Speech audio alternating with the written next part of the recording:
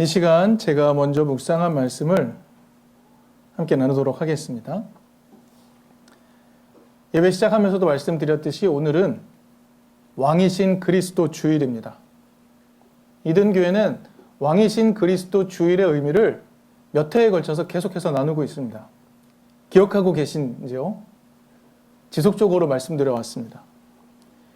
교회력을 따라 예배를 드리고 있는 이든교회에서 왕이신 그리스도 주일은 의미 있게 드려지는 예배 중에 하나입니다. 그런데 이 왕이신 그리스도 주일 예배가 교회력 가운데, 교회 가운데 드려지기 시작한 것은 그리 오래되지 않았습니다. 그 흐름을 우리가 이해할 필요가 있습니다. 20세기 초까지 오면서 인간이 가진 가능성에 대해 극도의 낙관적인 시각을 가졌습니다. 인간의 가능성에 대해 찬사를 보내었습니다.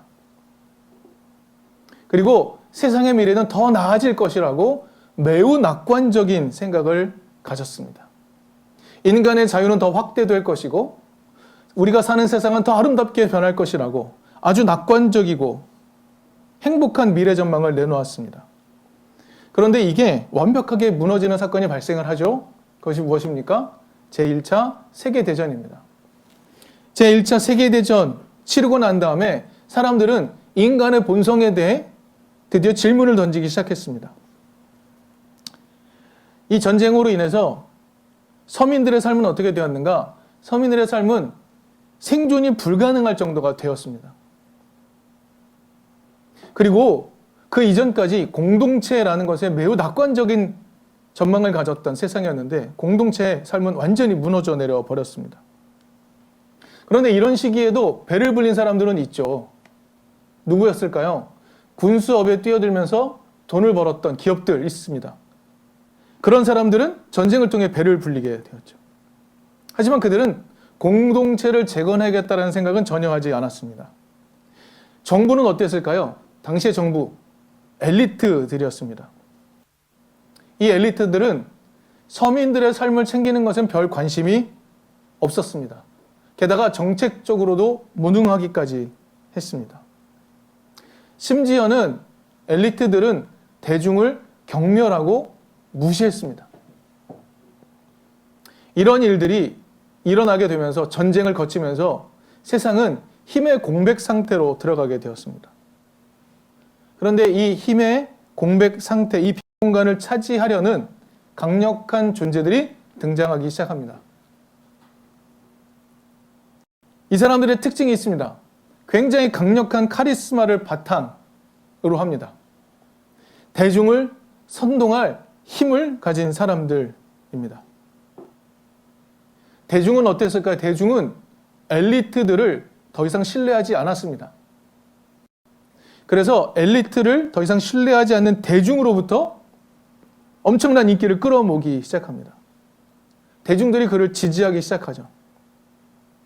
그래서 그에게 모든 권한을 다 위임하기 시작했습니다. 그런데 그 권한을 위임받은 자들은 어떻게 했을까요? 그 힘을 가지고 오히려 내부를 진정시키기도 하고 외부로 팽창하려는 시도를 그치지 않았습니다. 우리가 잘 아는 역사적인 두 인물이 있죠. 매번 소개해드리지만 이탈리아의 파시즘으로 호령한 무솔리니, 독일을 나치즘으로 호령한 히틀러, 바로 그런 존재들이었습니다. 그런 존재들이 등장했죠. 그들은 세상의 왕이 되려고 했습니다. 사람들은 그런 권력자에게 환호했죠. 그 결과는 무엇이었습니까? 우리는 잘 알고 있습니다. 세계를 완벽하게 무너뜨린, 아직도 그 상처에서 벗어나지 못하게 만들어버린 제2차 세계대전입니다. 그런데 중요한 것이 있습니다. 강력한 권력자가 등장하는 순간 사람들은 그들에게 열광했다는 것이죠. 우리를 구원할 자라고 말했습니다. 히틀러에게 구원자라는 호칭을 갖다 바친 것이죠. 근데 바로 그 순간에 교회는 각성을 한 겁니다. 교회는요, 그 방법이 아니라 생명과 평화의 길을 가려면 예수의 길을 따라야 한다라는 것을 이야기하기 시작했습니다. 힘으로 세상을 호령하는 권력자들에게 사람들이 다 현혹이 된 세상이었습니다. 그들을 향하여 그런 권력자가 왕이 아니라 오직 사랑으로 온 세상을 다스리시는 예수, 그분이 진정한 왕이라고 선포하기 시작한 것, 이것이 왕이신 그리스도 주일을 지키게 된 이유입니다. 다시 한번요. 왕이신 그리스도 주일을 지키게 된 이유가 무엇이라고요? 세상의 강력한 권력자에게 힘에 현혹된 사람들에게 그것이 아니라 사랑으로 우리와 함께 하시며 우리를 다스리시는 예수, 그분이 진짜 왕이십니다 라고 고백해야 된다는 것을 가르친 것, 그것이 바로 왕이신 그리스도 주일의 의미입니다. 여러분, 우리는 기억해야 됩니다. 예수는 사람을 명령하거나 겁박하거나 협박하는 분이 아니라는 사실입니다. 너 이거 안 하면, 내 말을 안 따르면 벌을 받아. 내 말을 잘 들어야 돼. 예수는 우리를 협박하거나 겁박하거나 호령하는 분이 아닙니다. 그런 방식으로 다스리는 세상적 방식의 왕이 아닙니다. 예수는 오직 사랑으로 세상을 다스리는 분입니다. 여기서 우리가 개념이 좀 헷갈리면 안 될 것 같아요. 통치한다는 말은 마치 무력을 행사하는 것으로 들립니다. 그래서 하나님 우리를 통치하신다 할 때 하나님이 힘으로 우리를 다스린다라고 상상하는 경우가 다반사입니다. 그러나 우리는 좀 의미를 바꿔야 합니다. 예수는 사랑으로 세상을 다스리는 분입니다. 예수는 사랑으로 세상을 다스리는 분. 그렇게 왕이신 분입니다. 여러분, 이 사실을 이해하시고 받아들일 수 있겠습니까? 예수는 그렇게 왕이시라는 사실. 그것이 왕이신 그리스도 주일의 의미라고 말할 수 있습니다. 하지만 솔직하게 기독교 역사를 좀 돌아봐야 합니다. 1차 세계대전 이후 2차 세계대전 사이에 시작된 왕이신 그리스도 주일, 우리가 지금 확인했습니다. 그런데 그런 모습과 달리 르네상스, 계몽주의 이전의 중세 기독교 교회, 어떤 모습이었습니까?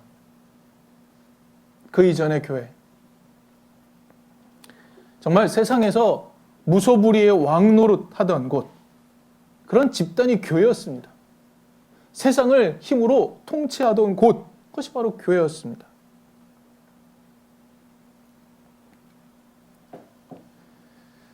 지금의 시대를 부르는, 기독교 역사 안에서 부르는 호칭이 하나 있습니다. 뭐냐면 포스트 크리스텐덤이라는 표현입니다. 후기 기독교 국가. 크리스텐덤이라는 말 들어보셨죠? 기독교 왕국이라는 뜻입니다. 후기 기독교 왕국. 그러면 크리스텐덤을 알아봐야겠죠. 기독교 왕국 시기 언제였을까요? 기독교 왕국 시기. 기독교가 국가, 사회를 완벽하게 지배했던 시기, 그 세상, 크리스텐덤 시기 언제부터 언제였을까요? 우리가 많이 나누고 들었듯이 기원 후 313년 콘스탄틴 황제가 밀라노 칙령을 선포하면서 기독교를 믿을 수 있어 라고 허용해 준 이후에 기독교가 국교가 되고 기독교가 유럽 세계의 정신을 지배하게 되고 모든 권력의 핵심이 되어가는 그 시기. 그런데 그 이후에 어떤 변화를 겪게 되었을까요? 기독교가 권력의 정점에 위치했다가 계몽주의, 시민혁명, 과학혁명 등이 일어나게 되면서 기독교가 점점 힘을 잃어가기 시작하죠. 그리고 이렇게 말합니다. 20세기가 지나가면서 그야말로 기독교 국가는 완벽하게 힘을 잃었다. 그래서 지금의 시기를 포스트 크리스텐덤이라고 부릅니다. 그러면 언제까지를 크리스텐덤이라고 부를 수 있을까요? 여전히 기독교가 세상에 왕노릇하던 시기. 크리스텐덤이라고 부를 수 있겠습니다. 하지만 중요한 건 교회가 더 이상 국가나 사회를 지배하는 시기가 아니라는 점이죠. 그런데 한국은 좀 유별납니다. 여러분 앞에 있는 이 사진이 언제적 사진인지 혹시 기억나십니까? 이명박 대통령 시기 때 국가조찬 기도회를 열었습니다. 그리고 국가조찬 기도회에서 설교했던 모 목사가 모두 무릎 꿇고 회개 기도하라고 요청이 아니죠. 명령을 한 거죠. 그래서 대통령마저 강단 아래 내려와 무릎 꿇고 기도하기 시작합니다. 어떤 느낌인가요? 목사가 호령하면 대한민국 최고 권력자도 말을 듣는다. 이런 힘의 관계를 보여주는 유명한 사진 중에 하나라고 말할 수 있습니다. 한국은요, 미국을 중심으로 한 기독교가 전해졌죠. 그리고 미국으로부터 이런 문화들이 쭉 흡수되어 들어왔습니다. 그래서 한국은 기독교 국가가 아니었지만 유사 기독교 국가, 유사 크리스텐덤 시기를 아직도 겪고 있는 것 같습니다. 근데 이 유사 크리스텐덤의 시기는 완벽하게 무너지고 있습니다.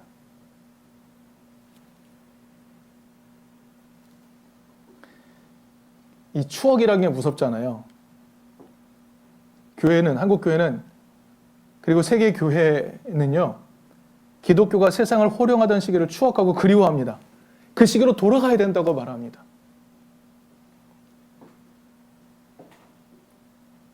그때 하나님은 어떤 하나님이었을까요? 그 시기에, 교회가 힘이 있던 시기에 하나님은 어떤 하나님이었을까요? 어떻게 하나님을 이해하고 있었던 것일까요? 쉽습니다. 크리스텐덤 시기의 하나님의 모습은 어떤 분인가요? 강력한 통치자입니다.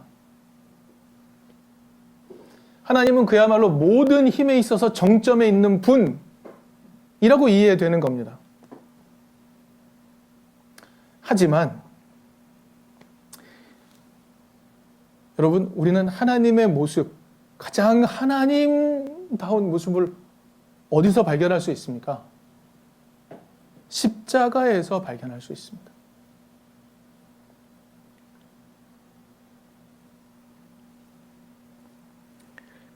중세교회, 크리스텐덤 시기의 교회, 그때는요, 영광의 신학에 취해 있던 시기였습니다. 예수는 승리자, 하나님은 통치자. 그래, 승리했으니까 통치하는 거 당연하지. 힘에 있어서 최고 정점, 이렇게 이해하는 게 당연했던 겁니다. 근데요, 중요한 것은요, 루터의 등장입니다. 루터는요, 이런 이해에 반대했습니다.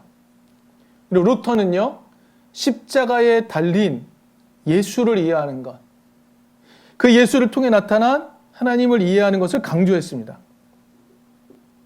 루터는요, 하나님을 힘에 있어서 전능한 분으로 이해하는 것이 아니라 고통당하신 그리스도의 십자가를 통해 하나님을 이해해야 한다라고 말했습니다.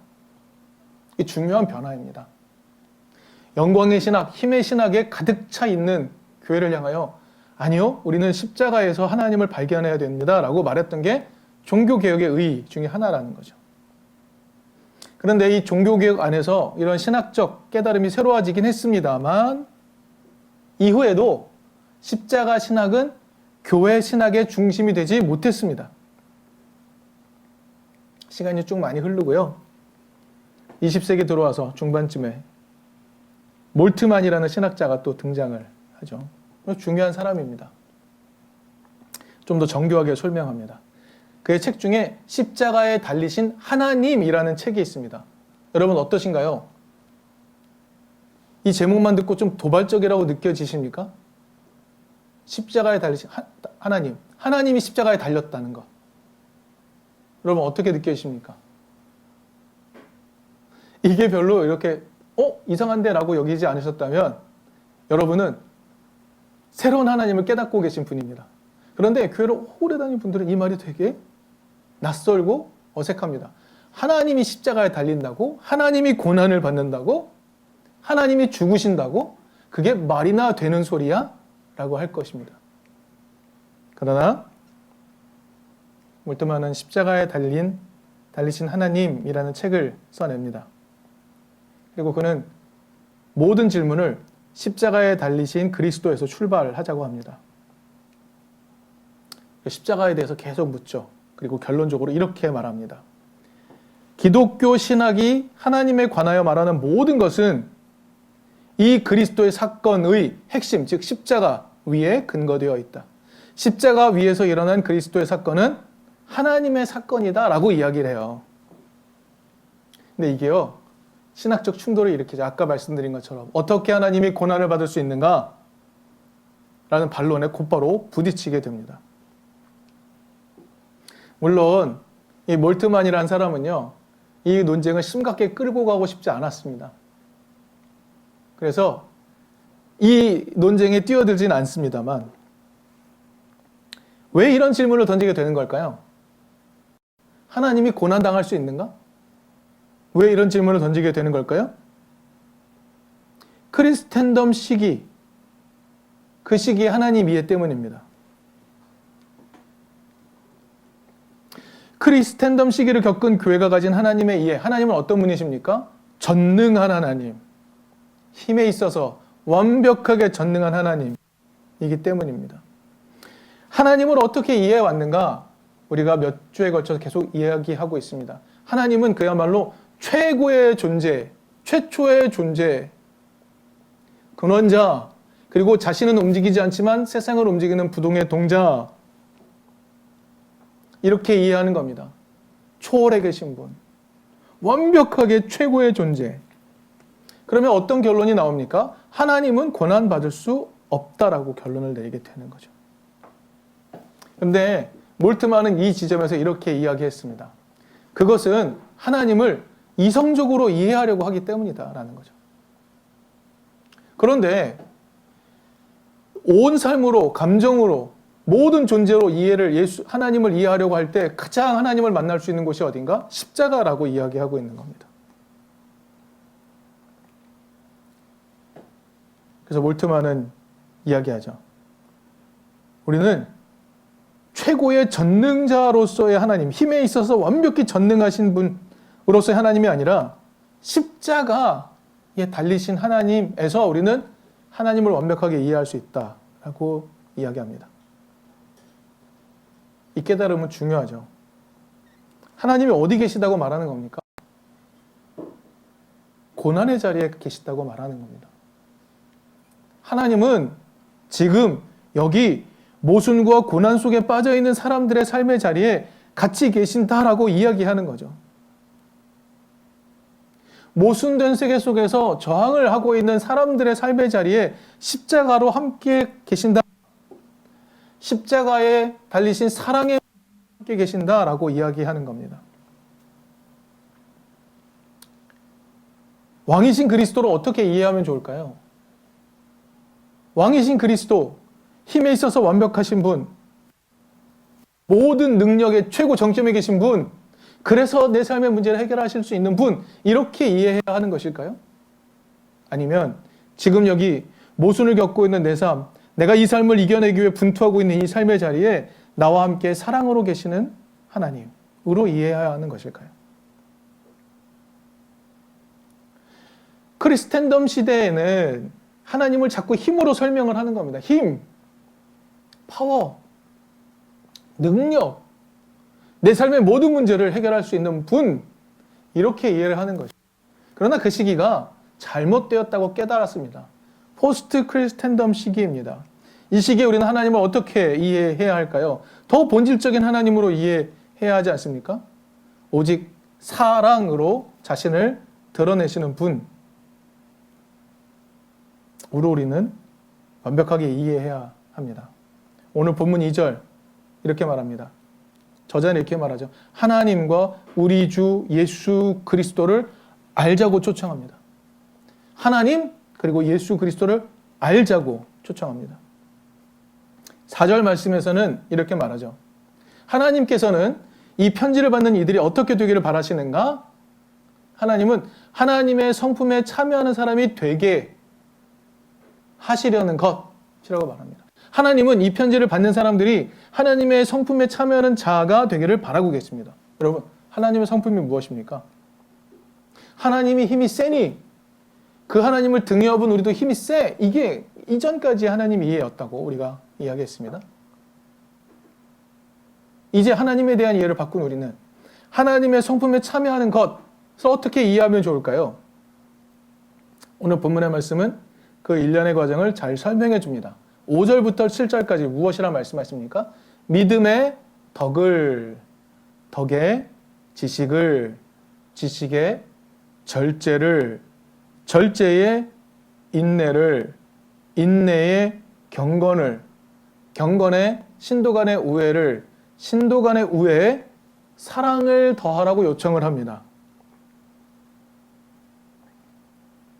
사랑은요, 하나님의 성품에 참여하는 가장 궁극적인 태도입니다. 사랑은 하나님의 성품에 참여하는 가장 궁극적인 태도입니다. 여러분, 하나님이요, 우리의 옳고 그름을 재판하는 분, 그래서 잘한 사람에게 복 주고 못한 사람을 벌하는 분, 그런 힘을 가진 분이야 라고 소개하는 것이 옳을까요? 물론 그렇게도 하실 수 있는 분이겠습니다. 그러나 그 방식은 하나님을 힘으로 소개하려는 태도일 뿐입니다. 여러분, 하나님은 힘으로 우리를 통치하시는 분이신가요? 그렇지 않다는 것을 성경은 계속 말하지 않습니까? 하나님께서 당신의 백성을 심판하셨던 것을 돌이키시고 후회하시고 너희 마음이 아직 굳어있지만 내가 너희에게 새로운 마음을 주어서 너희들이 나의 길을 기꺼이 따를 수 있게 하겠다. 이렇게 말씀하시는 분 아니십니까? 그리고 그것을 보여주시기 위해 너희들이 나를 배반하고 나의 길을 거절한다 할지라도 나는 그렇게 하겠다라는 것을 보이기 위해 십자가에 달린 예수를 보내신 것 아닙니까? 우리는 힘없는 하나님을 싫어하고 그 하나님을 못 박아 버리지만 하나님은 그 안에서 십자가 사랑으로 너희와 함께 하겠다 말씀해 주시는 것 아니겠습니까? 여러분, 여전히 세상은 힘을 숭배합니다. 우리도 비슷합니다.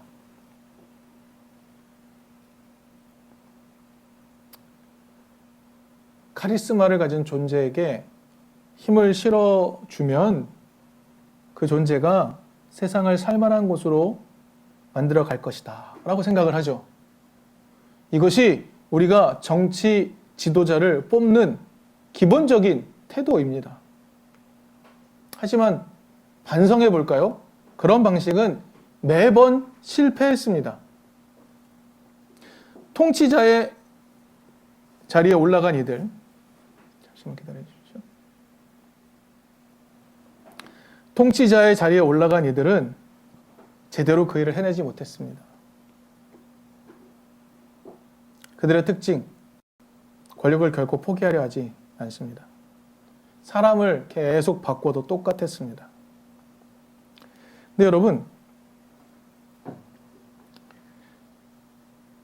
그러나 이와 반대로 십자가에서 나타난 사랑이, 그 하나님의 방식이 세상을 살만한 곳으로 만드는 유일한 길입니다 라고 말하는 사람이 나올라 치면 어떻게 반응할까요? 곧바로 이렇게 말합니다. 현실적이지 않은 이상주의자라고 평가하는 거죠. 그러나 기독인으로서 우리는 좀 솔직해집시다. 사랑이 아니고서 세상을 넘어설 방법이 있습니까? 사랑이 아니고서 세상을 넘어설 방법이 있습니까? 예수는 하나님의 통치 방식이 어떤 것인지 보여주신 왕이십니다. 하나님은 힘으로 다스리는 분이 아닙니다. 호령하고 압박하고 명령하는 분이 아닙니다. 하나님은 사랑으로 돌보시는 분. 이게 다스림입니다. 이게 다스림이에요. 돌보시는 것이 다스림입니다. 돌보시는 것을 우리는 통치로 이해해야 합니다. 그런데 우리는 그런 왕을 싫어합니다. 돌보시겠다고 나서는 하나님을 싫어합니다. 공정하지 않다고 말하고 그런 하나님의 태도에 대해 불만 갖습니다. 그래서 우리는 하나님을 자꾸 바꾸려고 하죠. 근데 하나님이 이렇게 말합니다. 내가 의롭기 때문에 너희가 불평하느냐? 하나님은요, 당신 자신을 바꾸지 않습니다. 왜냐하면 하나님은 언제나 사랑 그 자체이시기 때문입니다.